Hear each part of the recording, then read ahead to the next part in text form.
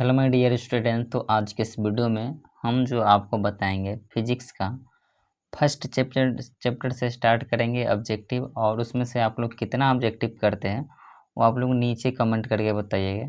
तो चलिए हम इस पहला चैप्टर को फिजिक्स का स्टार्ट करते हैं। अगर आपको वीडियो थोड़ा भी अच्छा लगेगा तो प्लीज़ चैनल को सब्सक्राइब और वीडियो को लाइक कर दीजिएगा। तो चलिए वीडियो करते हैं स्टार्ट। तो सबसे पहले आपका सामने पहला क्वेश्चन आपके स्क्रीन पर है, आप लोगों एक मिनट फोकस।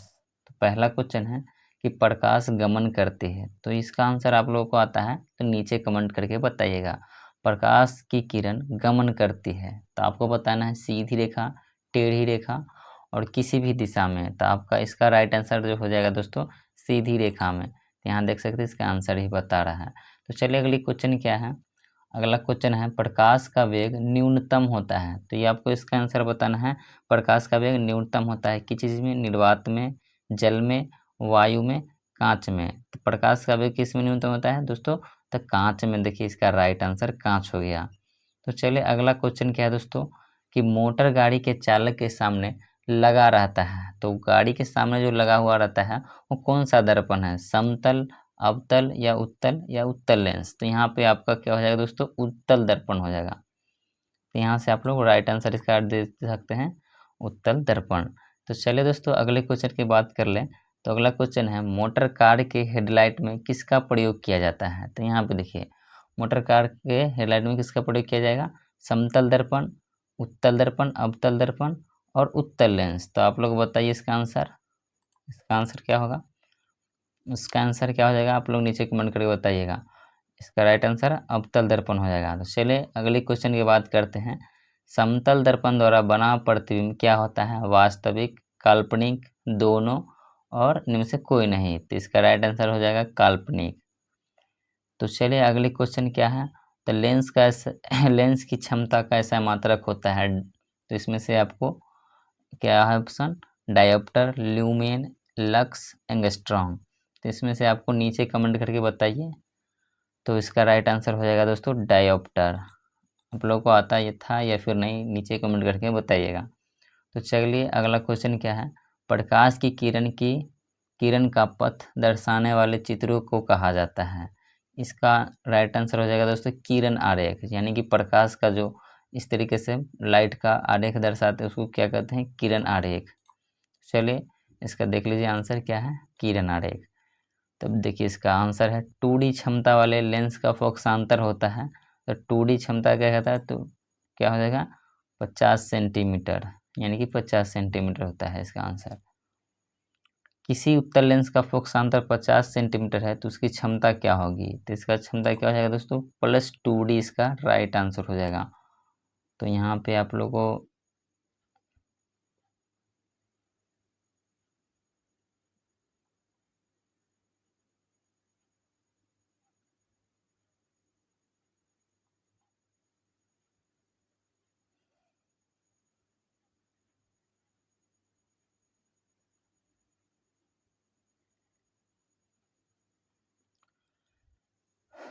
चलिए फिर से। तो अगला क्वेश्चन है कि किसी उत्तल लेंस का फोकसांतर 50 सेंटीमीटर है तो उसकी क्षमता क्या होगी? तो उसका क्षमता आपको यहाँ पर बता दिए पहले ही कि +2D इसका आंसर हो गया। प्रकाश के किरण के समूह को क्या कहते हैं? तो इसका राइट आंसर हो जाएगा किरण पुंज कहते हैं। प्रकाश के किरण के समूह को क्या कहते हैं? किरण पुंज कहते हैं। तो चलिए अगला क्वेश्चन है कि उत्तल लेंस की क्षमता होती है, तो उत्तल लेंस की क्षमता धनात्मक या ऋणात्मक क्या होता है? तो यहाँ इसका राइट आंसर हो जाएगा दोस्तों धनात्मक। उत्तल लेंस की जो होती है से धनात्मक और अवतल लेंस का ऋणात्मक हो जाएगा। तो आप लोग ये चीज़ ध्यान में रखिएगा। तो अगला क्वेश्चन क्या है दोस्तों? अवतल लेंस की क्षमता होती है, तो अवतल लेंस का देखिए अभी मैं बताया था कि ऋणात्मक हो जाएगा, उसका धनात्मक था तो इसका ऋणात्मक हो जाएगा। और उत्तल लेंस को कहते हैं अभिसारी लेंस, द्वि उत्तल लेंस, अपसारी लेंस और इनमें से कोई नहीं। तो आप इसका आंसर जानते हैं तो बताइए, नहीं तो यहाँ पे इसका राइट आंसर अभिसारी लेंस हो जाएगा। तो चलिए अगला क्वेश्चन बात कर लेते हैं। अवतल लेंस को कहते हैं, तो देखिए उसका अपोजिट इसका क्या हो जाएगा? अपसारी लेंस। इसका क्या हो जाएगा दोस्तों? राइट आंसर अपसारी लेंस। अगला क्वेश्चन है निम्न में से कौन सा पदार्थ लेंस बनाने के लिए प्रयुक्त नहीं किया जा सकता है? तो देखिए दोस्तों, इसमें से जल भी, कांच भी, प्लास्टिक भी, मिट्टी भी, मतलब इसमें से कौन सा पदार्थ है जिसको हम लेंस बनाने के लिए उपयोग नहीं ला सकते हैं? तो इसका राइट आंसर हो जाएगा मिट्टी। तो चलिए अगला क्वेश्चन है, किस दर्पण से हमेशा वस्तु से छोटा प्रतिबिंब प्राप्त होता है? तो बताइए, वस्तु से छोटा प्रतिबिंब किस दर्पण से प्राप्त होता है? तो इसका राइट आंसर उत्तल हो जाएगा, उत्तल दर्पण से। किस दर्पण से वस्तु का बड़ा प्रतिबिंब बनता है? तो इसका राइट आंसर हो जाएगा अवतल। तो आप लोग देख सकते हैं इसका राइट आंसर अवतल हो गया है। अगला क्वेश्चन है, प्रकाश के परावर्तन के कितने नियम हैं? और ये क्वेश्चन तो हमें लगता है कि सभी बच्चे को आता होगा। तो इसका राइट आंसर क्या हो जाएगा दोस्तों? 2। तो यहाँ से इसका राइट आंसर प्रकाश के परावर्तन का 2 होता है।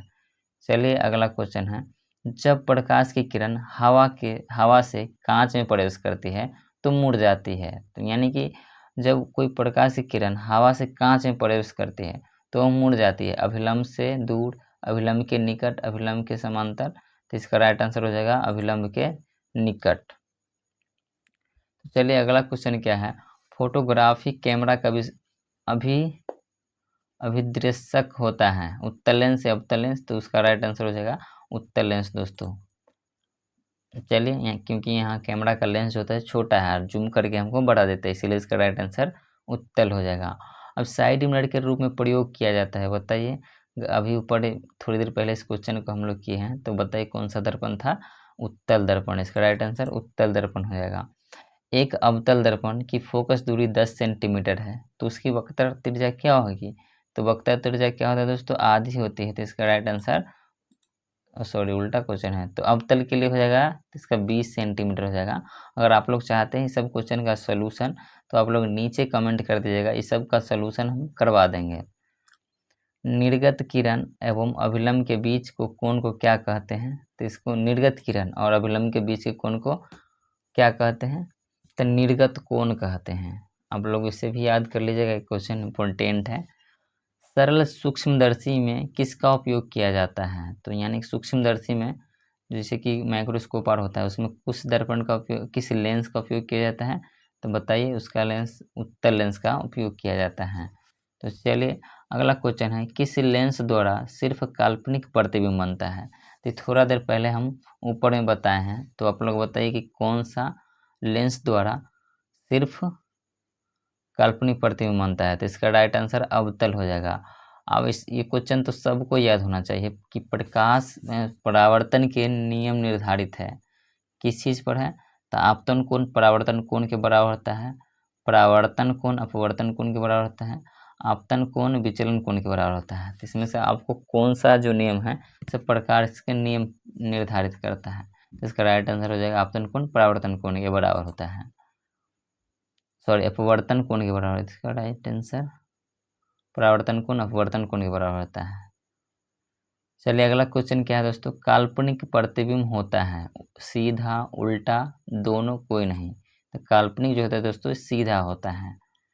चलिए अगला क्वेश्चन की बात कर रहे हैं, लेंस में मुख्य फोकस की संख्या कितनी होती है? तो इसका भी आंसर सभी बच्चे को आता होगा। लेंस में मुख्य फोकस संख्या 2 होता है। चलिए, सर्च लाइट का परावर्तक सतह होता है, तो सर्च लाइट का परावर्तक सतह क्या होता है? उत्तल, अवतल या समतल या कोई नहीं? तो इसका राइट आंसर अवतल हो जाएगा। अगला क्वेश्चन है कि दाढ़ी बनाने में कौन सा दर्पण प्रयोग किया जाता है? तो दाढ़ी बनाने वक्त जो हम यूज करते हैं कौन सा दर्पण रहता है? तो दोस्तों अवतल दर्पण रहता है, ठीक। चलिए, एक उत्तल लेंस की क्षमता 1 डायोप्टर है, तो उसकी लेंस की फोकस दूरी क्या होगा? तो इसका राइट आंसर 100 सेंटीमीटर प्लस में हो जाएगा। चलिए, अब किसी गोलीय दर्पण तथा किसी पतले गोलीय लेंस के दोनों की फोकस दूरी -15 सेंटीमीटर है, और दर्पण तथा लेंस संभवतः क्या होगा? अवतल या फिर उत्तल? तो देखिए माइनस है, तो माइनस किस में होता है? अवतल या उत्तल में बताइए? तो अवतल में होता है ऋणात्मक। तो उस पीछे ऊपर गया है क्वेश्चन, उसमें हम पहले ही बता दिए हैं। तो चलिए अगला क्वेश्चन, प्रकाश के अपवर्तन के कितने नियम हैं? तो भैया यहाँ पे प्रकाश के अपवर्तन के 2 को नियम हैं, थोड़ी देर पहले ऊपर भी बताए हैं। किसी माध्यम में अपवर्तनांक का मान होता है साइन आई बट्टा साइन आर। तो यहाँ पे इसका राइट आंसर जो है दोस्तों ए हो जाएगा, साइन आई बट्टा साइन आर। चलिए अगला क्वेश्चन है, एक उत्तल लेंस होता है, सभी जगह समान मोटाई का, बीच की अपेक्षा किनारों पर मोटा, ये भी नहीं होगा, सभी जगह नहीं, किनारों की अपेक्षा बीच मोटा।